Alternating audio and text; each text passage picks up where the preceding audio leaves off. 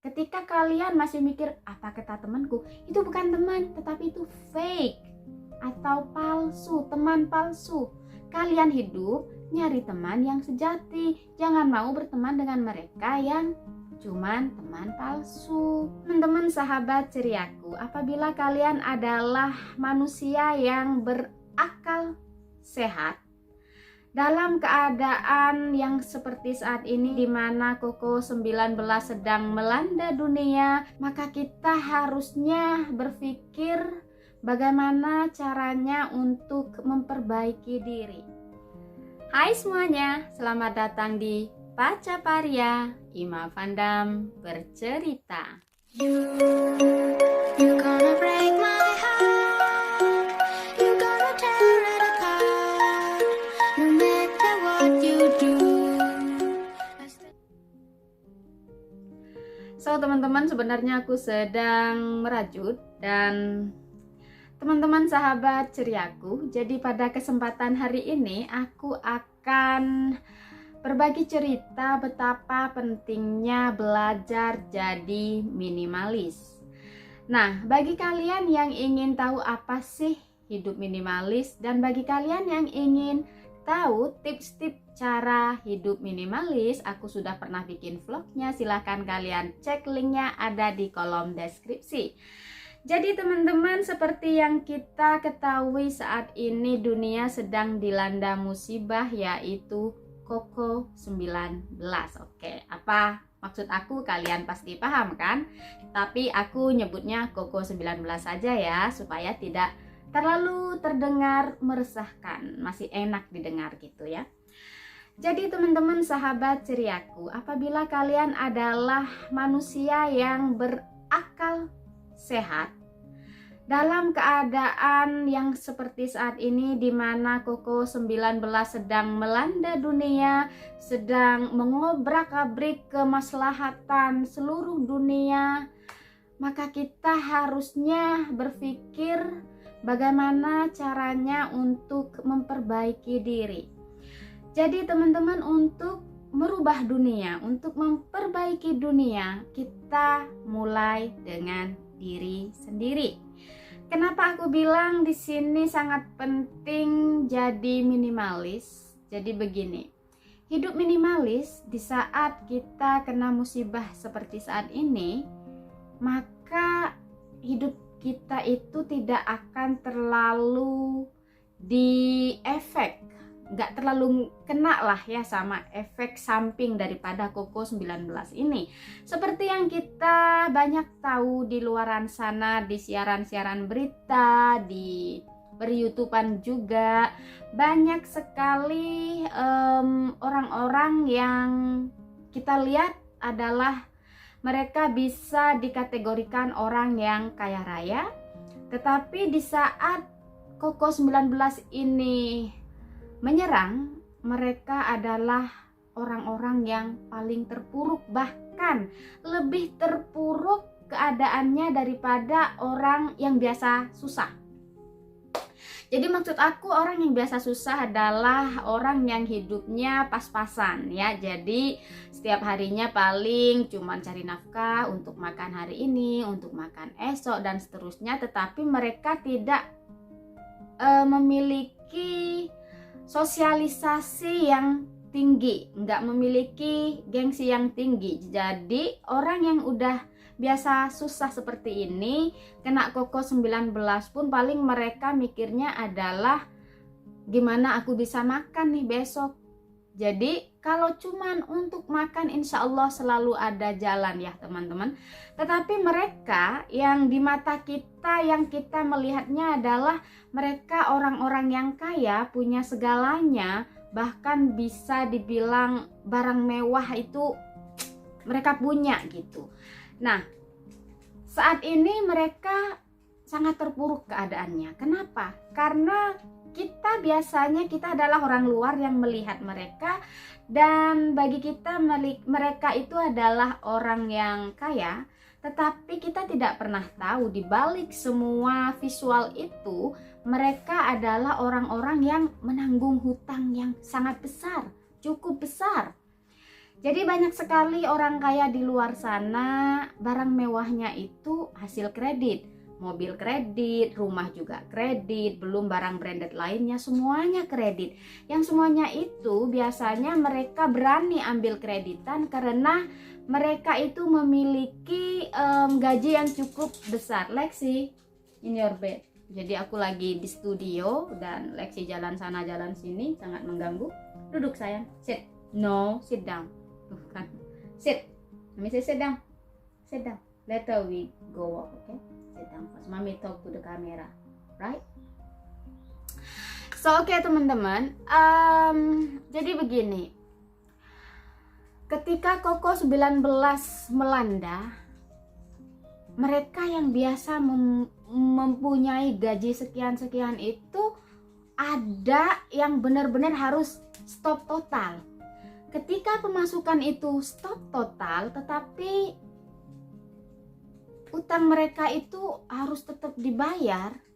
Mereka ini benar-benar merasa kayak aduh, kewalahan banget, sehingga bahkan mereka itu memiliki gangguan kejiwaan ya, gangguan batin yang benar-benar hebat gitu istilahnya, sampai nggak bisa tidur, mungkin sampai harus ke psikiater. Pokoknya lebih dari derita orang yang biasa hidup susah gitu. Jadi kalau orang yang biasa hidup susah, yang cuman cari makan lah istilahnya ya, mereka paling mikirnya makan apa ya besok, gimana caranya makan.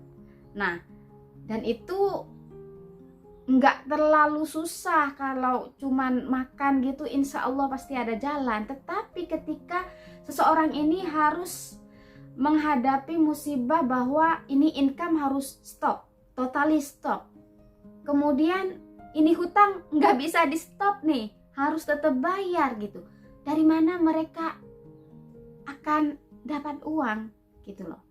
Nah, jadi di sini adalah hikmahnya bahwa kita, umpamanya kalian adalah orang yang seperti aku yang sudah menjalani hidup minimalis, pasti kalian saat ini, di saat orang-orang sedang kesusahan, kalian bisa tarik nafas seperti biasa dan bersyukur, alhamdulillah aku tidak membuang-buang uangku, aku memanage keuangan dengan baik, sehingga dengan musibah seperti Covid-19 yang dahsyatnya memporak-porandakan kemakmuran, kemaslahatan seluruh dunia, yang banyak sekali orang-orang kena efeknya, kita nggak terlalu kena gitu. Paling kita tuh kenanya adalah nggak bisa kemana-mana sesuka hati seperti dulu. Kita mau ke kafe harus pakai masker, kita mau belanja harus pakai masker, harus jaga jarak dan lain sebagainya. Tetapi minimal dalam keuangan, dalam mencukupi kebutuhan hidup sehari-hari, kita tidak kena efeknya gitu loh. Karena kita memang udah menjalani hidup minimalis. Jadi teman-teman, betapa pentingnya kalian belajar jadi minimalis. Penting sekali. Dan banyak yang DM aku di Instagram, banyak yang mereka komen betapa enaknya hidup Mbak Imah ya, hidupnya damai, sejahtera, nggak mikirin gosip-gosip di luar. Covid-19 pun masih bisa beraktivitas, masih tetap ceria gitu. Banyak sekali mereka yang ingin menjalani hidup yang sudah aku jalani, tetapi mereka belum bisa. Katanya belum kuat mental karena lingkungan dan pergaulan. Nah, untuk lingkungan dan pergaulan ini aku juga sudah pernah membahas lingkungan toksik dan manusia toksik. Jadi yang orang-orang yang beracun intinya ya. Kalau kalian mau nonton vlog itu silahkan, ada di kolom deskripsi, linknya aku sertakan. Jadi teman-teman, ada juga yang nanya gimana sih Mbak Imah caranya hidup cuek supaya hidup itu bisa lebih damai. Aku ngelihat Mbak Imah itu ketularan kayak merasa damai banget gitu. Nah, oke. Jadi ini tips aku teman-teman ya. Satu prinsipku adalah hidup cuman sekali. Jadi seharusnya kita menikmati hidup. Jangan membuat hidup kita itu lebih complicated atau lebih susah. Jalani hidup dengan damai, itu penting. Kedua adalah, ini hidup kita. Jadi kita berhak 100% atas hidup kita, bagaimana kita ingin menjalani hidup kita. Selama itu tidak merugikan orang lain, maka kalian punya hak untuk hidup seperti apa yang ingin kalian jalani dalam hidup kalian, gitu. Jadi masalahnya di sini banyak sekali orang-orang di luar sana yang ingin hidup minimalis. Jadi ingin belajar jadi minimalis, tetapi kendala mereka adalah mereka belum siap. Jadi seperti contoh gini, aku loh Mbak Ima, ini ada temen aku yang bercerita ya, aku nggak apa-apa pakai tas rajut atau tas KW atau tas apalah yang nggak ada brandnya, yang murah. Tetapi ketika aku bersama teman aku yang pergaulannya itu tasnya mewah, aku tuh kayak nggak pede banget, kayak aku ingin menghilang gitu. Nah, tips aku untuk kalian yang seperti ini, kalian harus rajin nabung. Isi ATM kalian dengan banyak rupiah. Oke, jadi setiap orang kan levelnya beda. Umpamanya nih level kalian adalah, pergaulan kalian adalah 500.000 ke atas. Biasanya kalau kalian kumpul-kumpul dengan teman-teman kalian, biasanya tas mereka itu seharga 300, 500, di bawah 1 juta lah ya. Pastikan kalian memiliki ATM dengan lebih dari 1 juta isi ATM kalian. Kenapa? Karena ketika kalian tahu bahwa kalian punya uang 1 juta, kemudian kalian berkumpul dengan orang-orang yang tasnya seharga 500, 700 sampai 1 juta, kalian nggak perlu merasa nggak pede. Kenapa? Karena kalian punya loh uangnya. Jadi di sini prinsip aku, yang penting aku punya uangnya.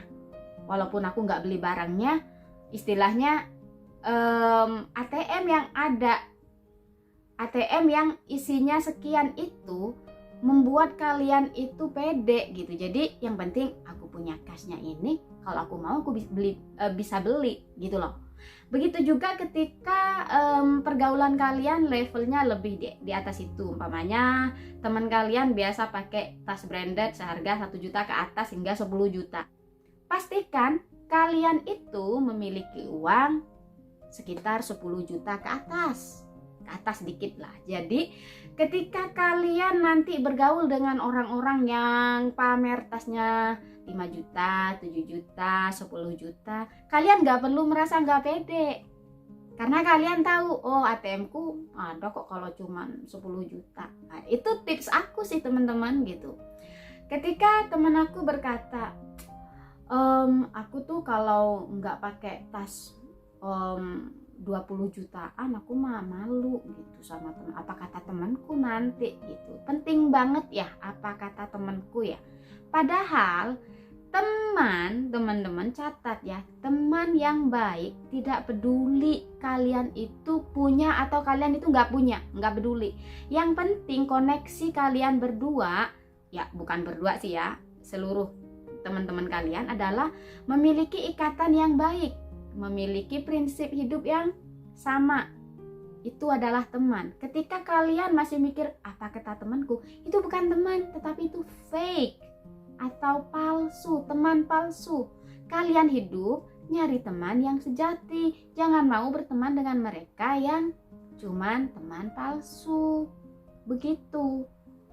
Jadi kenapa aku ketika aku berada di kalangan yang tasnya harganya ratusan juta ya, aku nggak malu pakai tas Levi's, pakai tas rajutan, aku nggak malu, aku pede. Kenapa? Karena aku tahu di ATM-ku ada sekian ratus juta, gitu loh. Jadi intinya di situ teman-teman, rajin-rajin nabung sesuai dengan kalangan kalian, gitu. Kalau kalian masih belum bisa, mentalnya belum kuat untuk jadi minimalis, jadi tipsnya adalah kalian harus ngisi ATM kalian itu dengan banyak uang selevel dengan pergaulan kalian gitu loh. Ngerti nggak sih maksud aku? Jadi kalau teman kalian biasa pakai tas 1 juta, pastikan ATM kalian tuh 1 juta, 2 juta. Jadi nanti kalau kalian kumpul-kumpul mau pakai tas rajut juga, asalkan ATM kalian itu di atas level tas teman-teman kalian, kalian itu pasti akan jadi pede gitu loh. Begitu juga ketika teman kalian umpamanya tasnya 10 juta, ya pastikan kalian ATM-nya itu isinya di atas 10 juta. Kalau teman kalian kalangannya adalah tasnya 100-200 juta, pastikan ATM kalian itu berisi 100-200 juta gitu. Dan di sini pentingnya kenapa kalian harus belajar minimalis. Jadi dengan hal itu adalah membuat kita jadi belajar.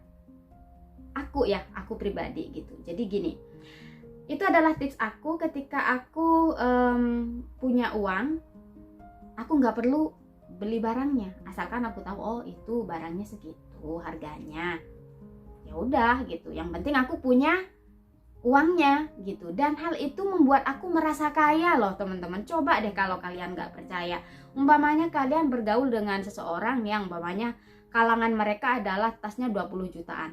Kalian beneran deh ya, pastikan ATM kalian itu ada 25 juta, 30 juta. Tetapi kalian pakai tas rajut bersama mereka, pasti dijamin kalian nggak pede. Karena kalian tahu, aku punya kok uangnya, cuman aku nggak mau beli aja gitu loh. Itu tipsnya gimana caranya belajar jadi minimalis. Jadi teman-teman, hidup minimalis bukan hidup miskin, bukan hidup kekurangan.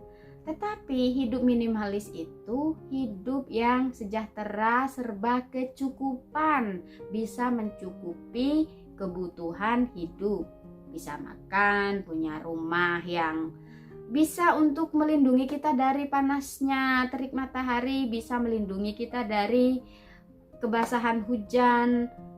Pokoknya yang simpel-simpel saja, tetapi nggak perlu dengan hal-hal yang nggak penting gitu. Jadi harus yang penting aja gitu. Jadi kalau ada uang lebih, ya udah dibiarkan di ATM-nya gitu. Jangan dibuat teman aku kan beli ini, aku beli juga teman aku kan beli itu, aku beli juga temanku kan tasnya kayak gini, kalau aku nggak punya gimana dong, malu dong. Nah, jadi mulai sekarang belajar, yang penting ada uangnya gitu. Jadi dari situ kenapa aku bisa hidup cuek. Aku pakai sandal jepit, kemudian orang-orang, aku pernah ya pernah ke diundang. Aku pernah diundang ke satu pagelaran seni yang isinya orang-orang kaya, harga seninya itu pun ratusan juta. Aku nggak tahu karena aku nggak pernah ke tempat seperti itu sebelumnya. Jadi aku pakai sandal jepit, swallow lagi, pakai baju renang karena aku pikir itu di pantai acaranya, di hotel dekat pantai. Jadi aku pikir aku nanti mau main di air gitu, mau main di pantainya. Dan aku pakai celana pendek aja gitu. Kemudian ketika aku ke sana, aku lihat orang-orang istrinya seniman-seniman, karena kita diundang karena suami aku juga seniman gitu ya. Istrinya seniman-seniman lainnya itu teman-teman, dressnya itu luar biasa, kayak kita pas kondangan gitu, yang makeupnya tebel, yang perhiasannya wow, yang rambutnya disanggul atau rambutnya di blow, pokoknya wow lah, kelihatan kaya banget gitu. Yang aduh, tasnya yang bagus, sepatunya yang wow, pokoknya wow lah ya. Aku cuman pakai sandal jepit, swallow, celana pendek, baju renang pula. Jadi baju renangnya yang terusan. Jadi ketika pakai celana pendek itu kan kelihatan kayak tank top gitu ya kan. Tapi pertama aku masuk, apalagi suami aku sama waktu itu pakai sandal jepit, baju biasalah. Suamiku kalau liburan kan pakai bajunya baju oblong gitu. Kemudian pakai celananya itu ya celana batik. Kalau di kampung tuh biasanya celana batik buat sore gitu, buat udah mandi sore, udah mau santai, baju tidur lah bisa dibilang gitu. Suami aku pakai itu. Kata suami aku, kita berdua salah kostum ya, sampai kita itu ketawa-ketawa sendiri gitu. Tetapi apakah kita berdua lantas merasa tidak pede, kayak merasa oh mending balik ke hotel nih, kita harus ganti baju yang bagus? No, kita nggak begitu. Kenapa? Karena ternyata suami aku sama dengan aku, yang penting ATM ku banyak uangnya gitu. Jadi kita punya uang yang cukup di ATM tanpa kita harus membeli barang yang bisa diperlihatkan ke orang lain, itu membuat kita itu menjadi lebih pede loh teman-teman, dalam keadaan apapun. Mau salah kostum kek, nggak masalah, yang penting ATM banyak. Ya emang apa hubungannya ATM sama salah kostum? Hubungannya adalah ketika kita memiliki uang yang cukup, kita mau salah kostum, kita nggak sama dengan yang lain, kita tetap aja pede. Kenapa? Karena kita mampu kok beli apa yang mereka pakai gitu loh. Tanpa kita harus pamer-pamerkan, kita mampu gitu. So teman-teman, biasanya aku bercerita di balik layar dengan background yang video-video yang aku jadiin satu sekedar buat selingan aja supaya kalian nggak bosen ngeliat wajah aku. Tetapi kadang-kadang aku juga ingin berinteraksi langsung ke kamera supaya kalian tahu bahwa aku melakukan itu over voice itu sekedar untuk memberi kalian hiburan juga, supaya kalian bisa melihat background yang berbeda. Dan oke teman-teman, sekian dulu video hari ini. Semoga bermanfaat bagi kalian yang berniat belajar, ingin belajar jadi minimalis. Silahkan lanjutkan, karena manfaat hidup minimalis itu luar biasa. Apa kata orang itu tidak penting, yang penting hati kalian nyaman. Kalau kalian hatinya nyaman, hidup kalian tenang. Kalau kalian hidupnya tenang, maka hari-hari kalian akan penuh dengan kebahagiaan dan ceria. Baiklah teman-teman, terima kasih sudah nonton. Salam ceria.